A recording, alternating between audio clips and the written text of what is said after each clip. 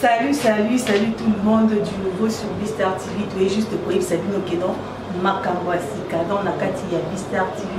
Dans l'immeuble, il y a Beautour local 16 Licolo. Donc, ce petit na Beautour, local 16 Toza Licolo, Bistar Concept. Dans la carte, il y a Bistar Concept, Mini Zawana. Vous allez dans le studio où il peut permettre donc pour ça la location. Donc, ceux qui sont à la maison, il y a émission, vous pouvez contacter Bistar Concept Nakati. Il y a local 16 pour la émission, impression, il y a t-shirt, tout ça, transcodage, tout ça, invitation. Kaka Nakati, il y a Bistar Concept. Service Ezali Ebele, Boya Ebele, donc tout ça, il y a une duplication, il y a service Ezali Ebele, en tout cas avec Bistar TV. Avec Bistar Concept, donc Makambwasika et Bilengi, et Koti Nakati, il y a Beautour, Bilengi, et Koti Nakati, il y a Média. Vous avez un site, vous hésitez à contacter Bissot, vous avez un reportage, il y a un mariage, il y a un anniversaire, donc toutes sortes de fêtes aux Anango, vous hésitez à contacter Bissot, donc tout l'équipe de Bistar, donc Ekokita, pour nous ça le reportage, donc vous avez la production, donc ma service ESA et donc vous hésitez à vous contacter, vous comme sur le terrain, vous avez des messages, matériel, donc venez nombreux, tout les signes Nakatia, Bistar Concept, avec Bistar Concept, donc tout ça, studio Nabiso, donc Bistar et Elibino, Makambo et Yasika. À ne pas rater, donc Boya pour visiter, Boya pour ça, Nakati, il y a Bistar. Bonjour très chers téléspectateurs de www.bistar.com. Très heureux de vous savoir nombreux, très chers internautes, pour nous suivre. Aujourd'hui, nous avons une émission tout à fait spéciale que nous allons vous proposer aujourd'hui. Il s'agit bel et bien d'une grande manifestation qui est organisée par le mouvement de libération du Congo, MLC en sigle, le parti cher au président Jean-Pierre Bemba Gombo. Vous savez bien qu'après un temps, après l'invalidation du président Jean-Pierre Bemba Gombo, le président Jean-Pierre Bemba Gombo n'a jamais eu le temps de s'adresser à la population congolaise. Alors aujourd'hui, nous allons vous proposer le moment fort avec le président Jean-Pierre Bemba. Donc très chers amis, vous nous suivez partout à Kinshasa, partout en Afrique et partout, pourquoi pas aux États-Unis, Europe et partout. Merci beaucoup. Boza Ebele là na moni ba Congolais belé oh vraiment balandaka biso lelo toko proposer bino o etali manifestation moko spéciale à na interfédération il y a MLC en face de Stade de Martyr. Donc toko proposer bino ba temps fort il y a moment oyo parce que peuple congolais aye pour que ala qui ça vraiment na ezala bandeko libanda ezala bandeko oyo baza à la République démocratique du Congo était tozali vraiment prêt pour affronter ba élection et puis bazali ko senga ya solo témoin na mboka Jean-Pierre Bemba azonga pe pona abunda elongo na bandeko Martin Fayulu abunda elongo na bandeko Félix Tshisekedi, pourquoi pas aussi moi na mboka Freddy Matungulu pe Vital Kamerhe pe bandeko nyonso wana tomoni secrétaire général aussi à MLC moi na mboka F Bazaïba o babengaka ye mwasi na kati ya mibali na mukolo lelo tokozwa penda tango ya kolakisa bino réaction de la population congolaise en général parce que bazali représenter aussi na ba province, pourquoi pas aussi na ba fédération nyonso ya ville ya Kinshasa. Donc proposer bino pe moi extrême ke ya bandeko ya ba pulusu oyo ba yepe lisusu kotia moi iki kati na esika oyo esika bana mboka basangani mpona kolakisa ete bazali na sima ya Jean-Pierre Bemba, bazali na sima ya Félix Tshisekedi, bazali na sima ya mwana mboka Vital Kamerhe, bazali na sima mwana mboka Martin Fayulu pe bandeko nyonso Antoine mwana mboka Muzitu, je m'excuse, pe bana mboka nyonso oyo bazali ko soutenir peuple congolais pour ezali bitumba ya peuple na moment oyo ezali bitumba te ya songolo pakala kasi population nde mutu asangani po ete ayekana koloba ete mbala oyo fo makambo ekende boye. Alors bandeko balani tokopropose bino ambiance d'abord ya ndenge ba fédération nyonso ya MLC ya ville ya Kinshasa pe ya ba province nyonso ndenge baye po ete balakisa solo ete bazali sima ya mwana mboka Jean-Pierre Bemba Gombo. Tolanda ba point de vue ya bandeko et puis ambiance ndenge ni ezorenie awa na interfédéral ya MLC. Vous-même vous avez vu comment ça se passe, donc il y a vraiment un engouement total quoi. Nous disons merci à notre président en Ligue des Jeunes Eddy Yeli pour son soutien Et nous avons décidé de soutenir notre président indéfectiblement, Jean-Pierre Bemba Gombo, pour les épreuves que nous sommes en train de passer, quoi. Je pense que c'est tout, mon frère. Et oui, bien. MLC viva! MLC viva! Viva! Viva! Viva! Président! MLC viva! MLC viva! MLC viva! Jean-Pierre Bemba! Bana Congo, Bajeni à Congo, papa à Congo, Biso Bilenge, il y a mouvement, il y a libération, MLC, Doye, Lelo Awa Kostoni, candidature na Biso, il y a mon candidat Biso Jean-Pierre Bemba. Biso, Touti na commune, il y a Bandal. Tozali Lungomba, il y a Oyo, il y a Ligue des jeunes, il y a Bandal, chapeauté par les institutions normales, Doye, Lelo Awa, Kolakisana Mokili. Ya biso ya Congo pe na mokili mususu wa mindeleke mboka na biso ezokumba na olege yango sengeli te tozo réclamer kaka eloko moko toko na élection na candidat na biso Jean-Pierre Bemba to sengi sute eloko moko monsieur Nanga na ba koteri na ye na mamnezo sala yenda yoka na pouvoir en place a démissionner dans l'immédiat soki toke na élection apaisée il faut machine à voter et à la terre. Biso population, toi na sima, y a autorité na biso. Toi na sima Jean-Pierre Bemba, to boy machine à voter, to boy nanga na mutu ya seni. Po nanga azande ndeko ya Kabila. Nanga osade makam Kabila to tindae. Yango wa to telemi biso selongo, lokola moko to sangana na sima ya Jean-Pierre Bemba, na mokoni na biso. MLC viva! Viva! MLC viva! Viva! Jean-Pierre Bemba, président. Papa, et l'on est tous les Congolais sont d'avis que l'homme idéal, c'est Jean-Pierre Bemba Gombo pour l'émergence de ce pays. Les Congolais n'y ont surtout. Aux Azali vraiment moins à Congo, a dit que Bemba Gombo est l'homme idéal pour que vous soyez dans l'Est nous sommes ici là. Pour que le Congo ait un vrai développement. Développement à Malobate. Développement où vivre au quotidien. Alors, on a dit que tous dans le nord, na sud, na est comme na ouest ya Congo, tozo c'est la Jean-Pierre Bemba akoma président ya mboka oyo. Pe to mona idéal colonel pesa ki signe mukolo yaki le 1er août. Tozo c'est la Bemba mujazate. Je vous remercie.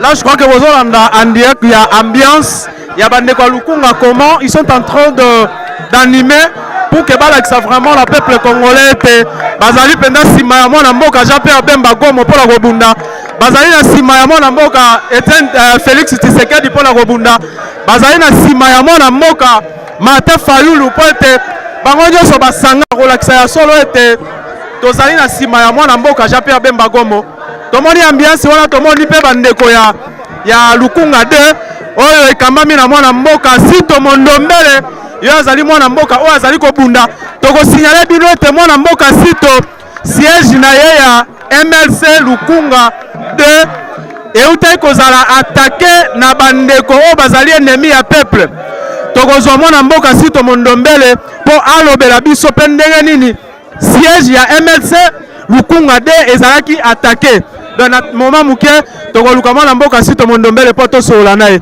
tomoni ambiance ndenge bandeko basangani pona kotalisa solo te bazali ini po babunda na sima ya mwana mboka Jean-Pierre Bemba Gombo po candidature ya Jean-Pierre Bemba Gombo bayeba lisusu na ko recevoir yango pe mwana mboka Jean-Pierre Bemba Gombo azala la molongo pona kobunda bitumba pona ba élection tozo toujours ba point de vue ya batu toyeba tomoni bandeko bazali awa bandeko Lukunga de totuna bango mituna pona toyeba eloko nini emotiver bango na mokolo ya lelo po te bazala elongo na bandeko nyonso ya MLC ali.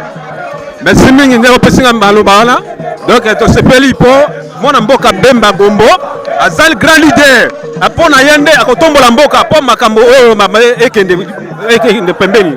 De to sepeli ko adresse ma Jean-Pierre Bemba Gombo.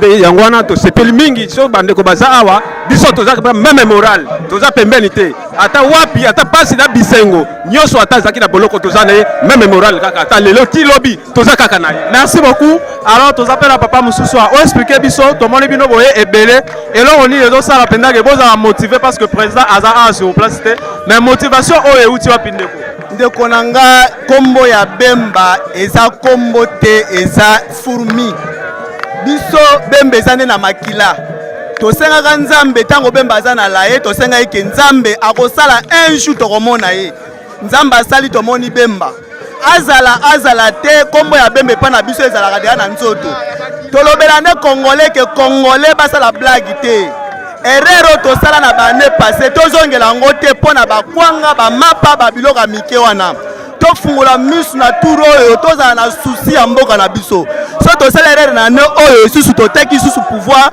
en tout cas eza erreur grave en tout cas mpona ngai vraiment nayebi te soki na kolongwa na MNC nake na parti mosusu mpo parti oyo eza parti ya peuple congolais proprement dit. Merci beaucoup. Alors, très chers amis internautes, nous continuons pour essayer de vous faire comprendre comment ça va se passer. Alors, il y a tellement des autorités, il y a des gens. Alors, je vais juste vous montrer. Il y a un membre aussi, cadre du parti MLC. Lui, il est aussi de Lukunga. Bonjour, président. Bonjour, monsieur le journaliste. Alors, très chers amis internautes, Nabiso, Bazola Nabino, Napoto, aux États-Unis, partout. Balingi bayeba tomoni bino abo sangani lokola moto moko moi liloba ni lokoko kozala nango mpona bandeko bayeba pe ke bana MLC bozali ini derrière Jean-Pierre Bemba Gombo. Merci beaucoup. Ce qui tobimi lelo c'est parce que to lakisa na batu ya monde entier que Jean-Pierre Bemba a effectivement soutenu population naye eza toujours sima naye parce que na bandi tango seni esaki bozoba nango ya ko invalider Bemba batu balobaki ebele mais biso na kati MLC to kito sala politique et salema déjà kalaté lelo so il faut sala politique so il faut bimisa batu na libana il faut avec un objectif pour obtenir lelo ko bozo wana lelo na bandi boyebi que total le 15 lobby le 16 lundi eza le 17 tozo annoncer déjà couleur ya oyo kozala lobby donc nazosenga bato nyonso to bazali de par le monde bayeba que Bemba za toujours na base na ye sima na ye oyo ezaka ke échantillon nambu mais na mikolo koya to yebisa bino que makama minene ezali koya. Alors tous appels dans ndeko mususu awa tomoni vraiment ndenge bana MLC baza uni comme un seul homme pour babunda cette fois-ci ou jamais ndeko okoki kopesa biso kombo na puis fédération na nga kombo na nga Gilles Dimanche na uti na Gombe biso tozo soutenir mouvement oyo parce que tozo mona makambo ndenge ezokende balukaki ba disqualifier biso mais to pona Nzambe to kolonga nde to lobaka kaka tozo longa balobi que MLC to opposition boza prêt pour na ba élection te okoloba nini pour na bana poto o bazolanda ba comprendre réellement que MLC boza prêt pour na ba élection. Alors na koyebisa bato nyonso tu ya mokili mobimba bana ya poto bana ya Kinshasa mokili mobimba MLC azalaka kaka prêt MLC azali prêt na ba élection nyonso tu eza na bato nde bazobanga biso toza prêt soki babi tokende dimanche tokokende dimanche mais basala makambo ndenge makambo elongo bani yango nde tozosenga. Merci beaucoup ndeko. Merci.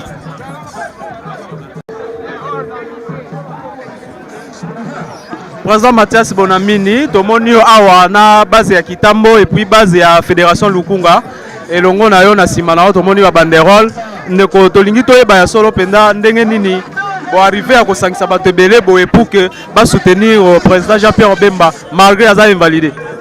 Mais biso to partir monene ya MLC lelo to décidaki que to kutana biso nyonso awa na kati ya siège na biso ya interfédération à Kinshasa pour être tout solo la moke par rapport à la évolution et processus électoral en Makambebele.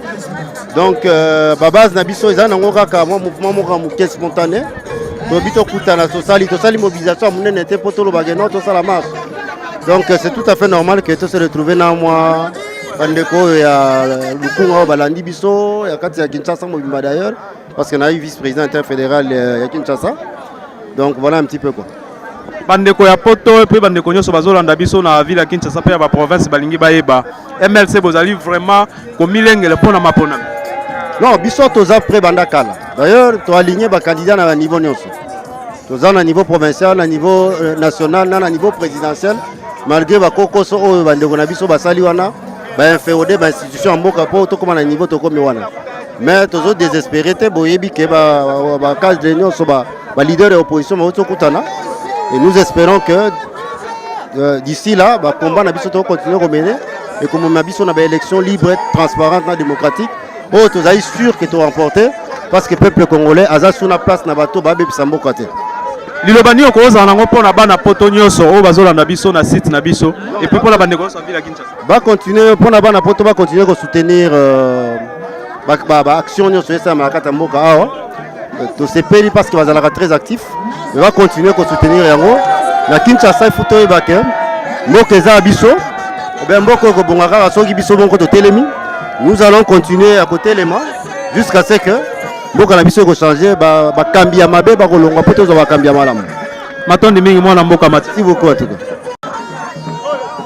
wana ezalaki mwana mboka Mathias Bonamini ye oyo azali vice-président interfédéral chargé ya mobilisation na bandeko nyonso oyo bozali ebele.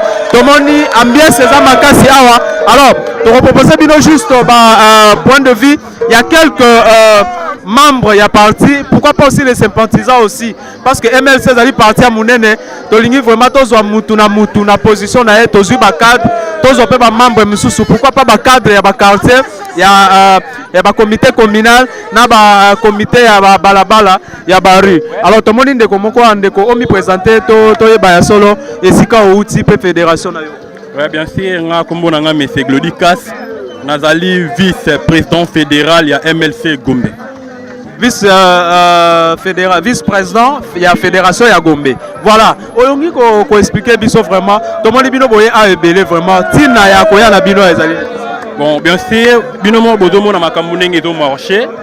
Donc toye juste ko lancer image que par rapport ya oyo bino bo présenter, biso to ko revendiquer. Mais to revendiquer c'est to lancer juste image. C'est juste clair. To kotisa ki ba recours, to zomona réaction mon côté, c'est pour cela au moni bito to se présenter à. Maintenant si to luka pe to yeba. Na ngambo ya majorité présidentielle ba lobby MLC bazala nous prêt pour la élection te puis opposition mobimba. Bango ba petaki biso article 146 c'est subordination des témoins. Or batalaki une grosse erreur tenant compte de l'article 147. Tu vois, Tikoyo, subordination des témoins. Oyo et la qui biso clair CPI et publié que non Jean-Pierre Bemba a été lavé de toutes sortes d'accusations. Il faut subordination des témoins, on va éclaircir biso sur quel article. Merci beaucoup de venir soutenir moi mboka Jean-Pierre Bemba Gombo. Donc bandeko bazali ebele o balobi ya solo ete e bakoki kokanga monoko te pona koloba pona badongolo miso oyo bazali konyokolo peuple congolais. Bana mboka tozali kolakisa bino engouement oyo ezali awa. Tomoni mwana mboka Désiré Mbonzi ya Mbonzi pe azali ya solo na kati ya mosala po atia loboko penda epai ya bandeko. Tomoni bandeko bazali ebele po baleka na kolakisa ya solo te bazali sima mwana mboka Jean-Pierre Bemba Gombo. Ndeko mbote papa na ngai journaliste. Tomoni awa uti na commune nini po za na fédération nini? Na uti na commune ya Lemba possiblement na quartier Malolo. Quartier Malolo abika biso bana Kemi les amis de Daniel Mbao. Tu ko soutenir toi Sima ya Jean-Pierre Bemba. Biso tolobango mettre fois Jean-Pierre Bemba botama président. Azala président Pierre Ozala ka président.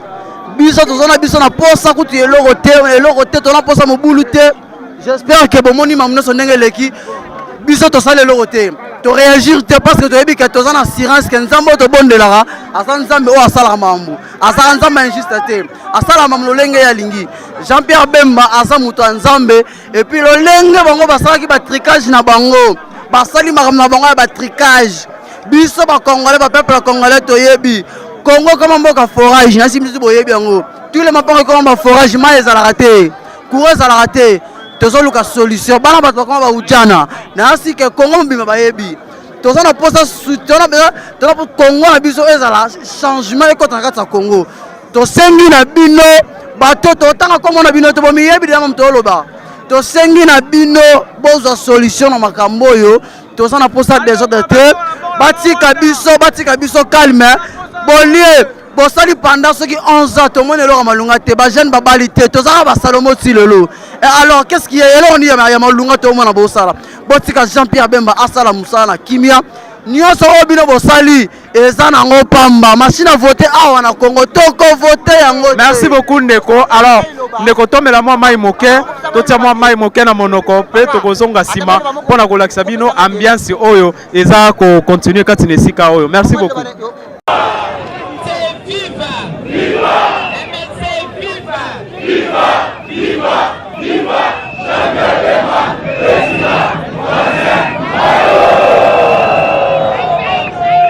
mingi président interfédéral. Lelo ezali mokolo na ngai te. Oyo ezali milulu ya ville ya Kinshasa. Ezali organisé na interfédération. Kasi lokola mama na sengeli ata koleka boye te. Nabwaka ta liso. Namona. Tena yoka. Nakoki mpe kopesa sango. Bongo te. Napesi bino na lulongonya. Samedi ekoma kilikili na Kinshasa. Makambo ebele. Bamatanga. Bafeti. Nayebi ke oyo ezali milulu ya liboso ya bamatine politiki ya liboso. Tango tokokoba tokobandosala multiplication. Nazalaki te na tongo mobimba tozali na masolo ya opposition. Boyebi ndenge mokonzi na biso alobaka alingaka unité d'action ya opposition. Toyokani unité yango ezokoba. Tango azalaki na CPI, avant CPI sans aye, alobaki kaka unité d'action de l'opposition. Abimi kuna akomi awa alobi kaka liloba wana moko. MLC a changé te. Toyokani? Na cadre ya unité wana ya opposition nde nauti kozwa réunion munene pour soutenir oyo elobamaki na Bruxelles. Réunion esalemaki na Bruxelles na bandeko mosusu ya opposition. Bomonaki président na biso sénateur Jean-Pierre Bemba Gombo atiaki manzaka na communiqué oyo basalaki ya bomoko likambo yango ekokoba. Bongo makambo mingi ya minene ebombami oyo bakonzi na biso ya parti ba président bakoya koloba awa elongo na bandeko mosusu. Nazopesa bino date wana bobomba yango. Bamangomba ndenge na ndenge ba groupe de jeunes na ya bamama ebongi mokolo wana tolakisake MLC ezali lingomba ya bato.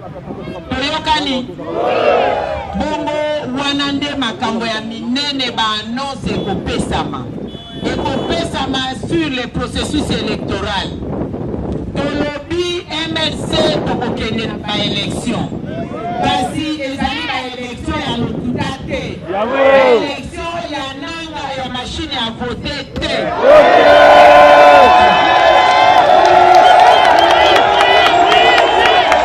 Les élections. Tango bato bazolinga ba négocier bazwa pouvoir na ndenge ya COP. Biso tolobaki COP na politique toboyi tolingi élection.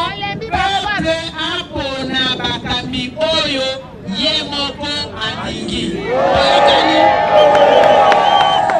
Lelo pe tolobi tozokende na ba élection kasi élection ya solo solo.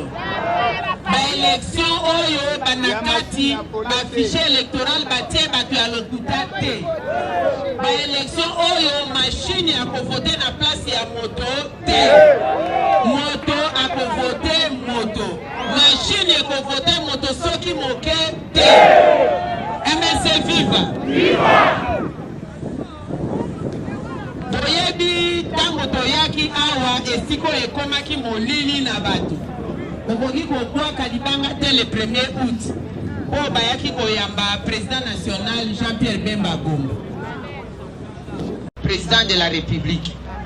Kasi bomoni makambo ya lokuta ya bondoki. Oye uti kosale maala. Me wana ekoembrale biso soki moke.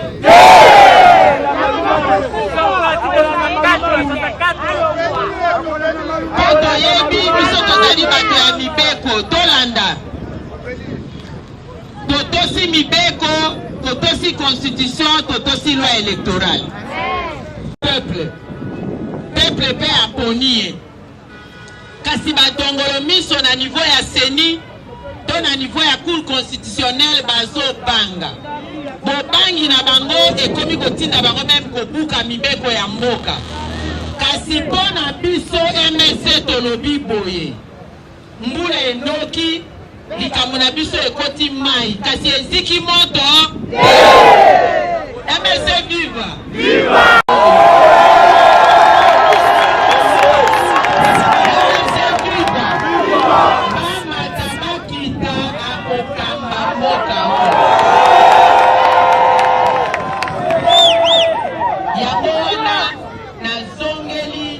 le 29 septembre bokoyoka makambo ya minene ya opposition kolinga mutabetelo lisolo te kolinga televizio elakisa te mpo bango bazala na bato ya ngonga bakataka ndamu basangisi eboyoyoka mobimba toyokani le 29 septembre rendez-vous na biso tokopesa bino esika mais tolengeli ezala awa na espace oyo toyokani bobanga eloko moko te nzambe na biso azali MLC tozali très fier ntango tolobaki tozokende na maponami soki otali na bastatistike na biso oyo ya baparti nyonso oyo ealinye bakandida MLC ezali parti oyo ezali na bakandida ebele na Congo mobimba bakandida provinciaux MLC ezali parti ya liboso oyo ealinye bakandida na Congo mobimba na niveau na sukisi na koyebisa bino ke le 29 septembre na beti sete Jean na Kingo mingi basekaki biso balobi ekokoma ta 30 ans mingi balobaki soki Bemba ye na Congo kokata balobo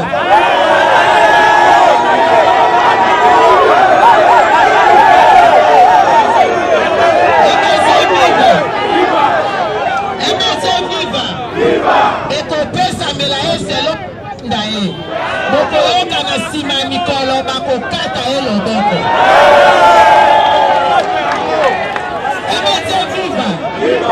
ata bakati awa te ata na hôpital ye moko omema loboko na ye bakokata yango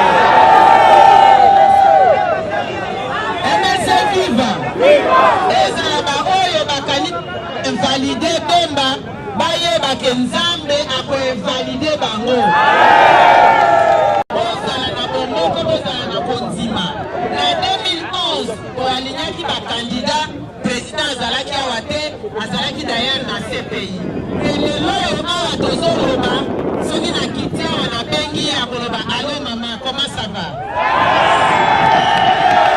MLC viva tozozela appel na ye mpe bokoyoka boyokaki awa tozalaki na congrès eske liboso ezalaki bongo toza na kati ya mbongo wana tozokende liboso biso bakongo tolobaka malembe tukondine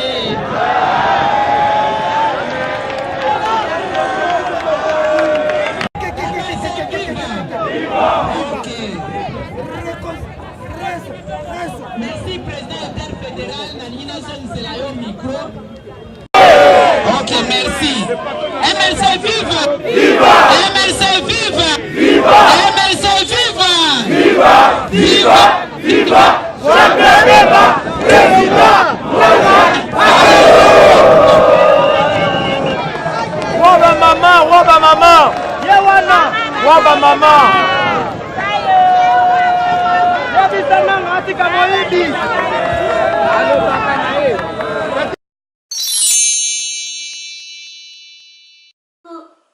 Coucou, c'est Nathalie Makoma. Promo sur CPLA TV.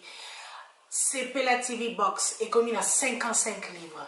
Et encore plus, 10 jours gratuits. Et encore 15 livres par mois. Abonnement dans CPLA TV. Oh mon Dieu. En profitez. Boya, parce que promotion, et Zaline Kopé la moto. CPLA TV. Wow. It's the best. Nathalie Makoma. À bientôt.